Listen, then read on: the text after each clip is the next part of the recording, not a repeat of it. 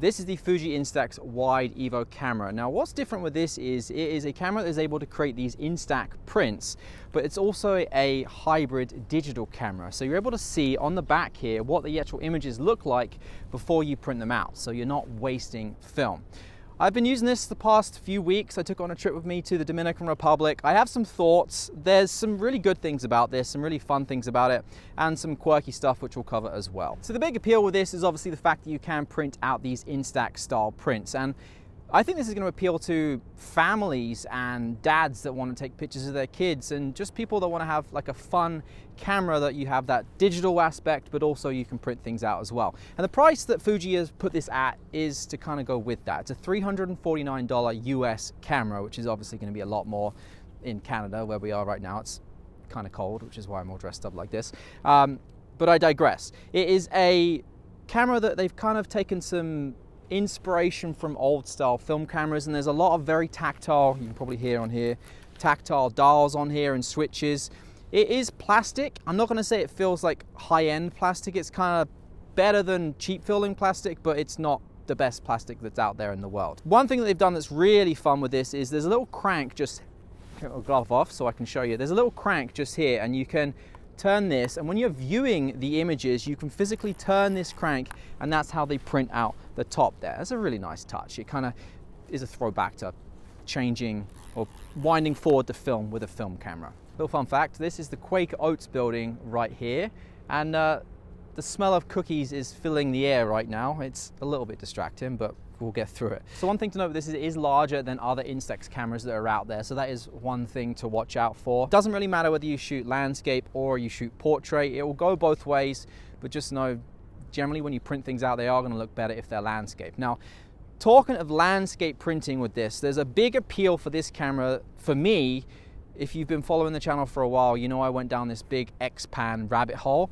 There's a magic switch right here which says wide angle on it, and you can do the X-Pan crop with the printed Instax images, and it's actually quite a wide field of view compared to when it's not in there. I've got some B-roll here I'll show you over the top that goes from what it looks like when it's not wide angle and then is wide angle. So for landscapes it's actually a lot of fun to be able to shoot with that wide angle on there. Now with it being a Fuji camera, you kind of want to have control over film simulations and effects and that kind of thing. Now this doesn't technically have the same film simulations that you're used to with if you buy like an X100 or GFX camera, but it has their own variant of them, and there's 3 different ways that you can control the film simulations, or the looks I guess, the lighting effects, and then you can actually control the intensity of the lighting effects as well. So you've got one dial on the side here which can control the effects, you've got another dial on the side here which controls the different aspects of the effects and the color, and then when you turn this here, which would be your manual focus,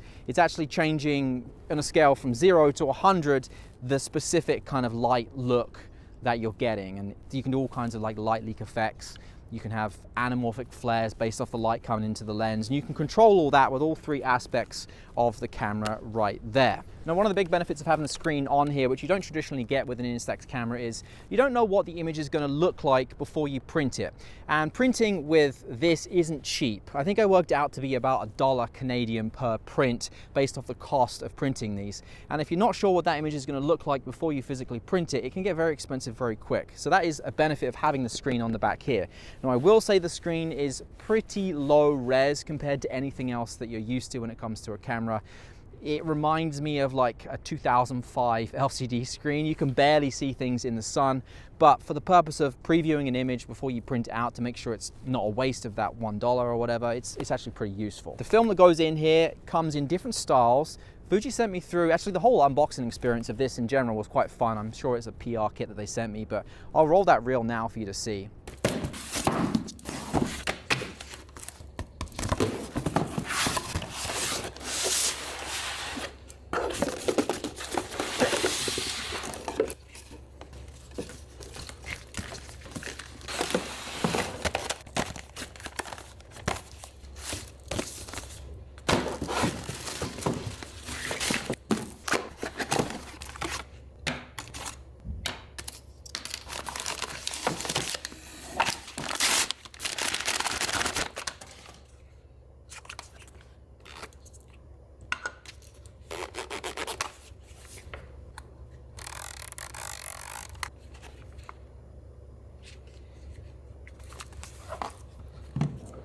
Now in that box they included 3 different styles of Instax paper that you can print. There was a white bordered one, a black bordered one, and like a silver one. And I haven't used the silver one yet, but the black one and the white one were quite fun. I actually had an album of our trip to Dominican Republic that I gave my daughter, filled with photos that we took there to go to school when we got back for show and tell, and she's lost it. So I don't have that to show you, but they make a little album you can put the images in as well. I'm actually going to shoot a reel in the middle of doing this, because what we're doing right here is actually kind of ridiculous. It probably looks a lot nicer than what I normally shoot. It's because this is being shot on an ARRI Alexa Mini LF with the 54? Atlas Mercury 54 anamorphic 1.5x squeeze, and then this angle over here is the Canon R5C with the 95 Atlas Mercury. So we're shooting a video about a $349 Fuji Instax camera with probably over $100,000 worth of camera gear. So there we go. Image wise, you're getting a 16 megapixel sensor inside this, and if you don't put an SD card inside here, it will default to the internal storage, which I believe only gets you like a 5 megapixel image. So it's not the best. They're not the highest res images ever. You're not buying it for being a high resolution camera. It's a fun camera. Instax cameras in general are just fun cameras. They're not cameras you're buying to get the best specs out there. Now that being said, when I started playing around with this, there's a lot of little quirks and weird things, and the more I look into it, the more I realize that I guess this is just things with Instax, like they have weird little quirks and issues. One of the biggest things, there's no easy way to transfer the images from this. There is an app that you can download, it's an Instax app, but you can only transfer the images that you have actually printed off of this. So if you've shot like 100 images on here, which I probably have, if not more, and you've only printed like 10 of them, you can only transfer those 10 images. The other 90 you can't do anything with, which is really, really odd. There's a USB-C port on here for charging. If you plug it directly into your computer or your camera or your iPhone or whatever, you can't transfer directly through USB-C either, which is very, very strange. You can connect this to your phone via Bluetooth, but there's no way to transfer it. The only way you can actually transfer images from this is to take the micro SD card out of here, physically put it into your computer or whatever you want to download the images on, which is kind of annoying if I'm honest. Like if I have this camera and it's wireless, I want to be able to just transfer things. But it is what it is, I guess. I'm wearing gloves and I'm not taking them off because it's that cold, so I'm using my nose to scroll through. Twice the size of the Instax mini prints, so you're getting almost like full Polaroid size images, which means you get more detail in them when you print them.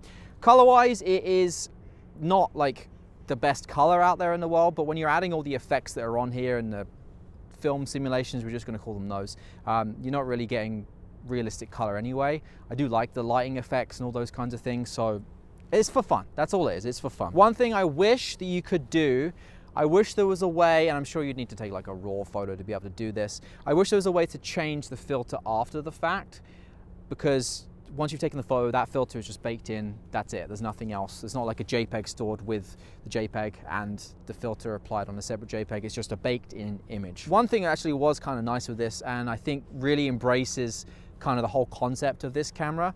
We were out, we're in the Dominican Republic in Punta Cana, and we're taking the kids to the beach for sunset, and there was a couple out there having a meal, like a nice romantic meal. They paid, I guess, to sit right in the middle of the beach, and the people were bringing them out food and drinks and stuff. I took a really nice shot of them just from behind, and it was obviously a special occasion for them. I printed the photo out and I just went and gave it to them, and it clearly made their day, and something they'll always remember, and I thought that was kind of nice, and that really embraces, I think, what this camera is about. You can print things out and just give them to people immediately. Kind of like how people are doing on Instagram now with street photography, and like in my video before, this one up here about the wireless printer, where you can just send images to a printer, print them out and give them to people immediately. So you can do that with this. A couple of other little pointers. There is a flash on here, so you can get like that 90s flash vibe if you want to. I had some fun with that. It also has a little mirror on there, which you don't really see anymore. That's if you want to do like the selfies. And you can actually, with the app, you can use the camera as like a regular like Instax printer. So if you want to use the app to send photos from your phone, like ones you've taken on whatever, to this, you can print those out as well. All right, so it's not the most high-end camera in the world. It's a $349 camera, but we've got to talk about the performance and frustrations in terms of responsiveness. It is a very, very painfully slow camera to respond to button pushes and cycling through menus. Everything is very slow. It freezes frequently, not to the point where I have to turn it off and turn it back on again, but you're playing catch up a lot of the time. So that's something to watch out for. If you're expecting this to behave like your expensive mirrorless camera, it's not gonna. So who's this camera for? This is a camera for shooting fun memories, not for shooting a beautiful landscape that you need to be able to remember in 60 megapixels. That is who this camera is for, people who want to just use it for fun. And as I said at the beginning, the price kind of reflects that. It's $350. Yes, $350 is a lot in today's economy, but for a camera, that's not a lot of money. For a hybrid camera that's digital and can print, it really isn't a lot of money, and I do think you're getting a lot of value based off of that cost. If you're serious about instant photography and having something tactile that you can look at and give around to people immediately, I think this is a fun way to go with all the filters and effects. You can't really go wrong with it for $350. I think that's it. Thanks for watching. I'll see you in the next one. Take care.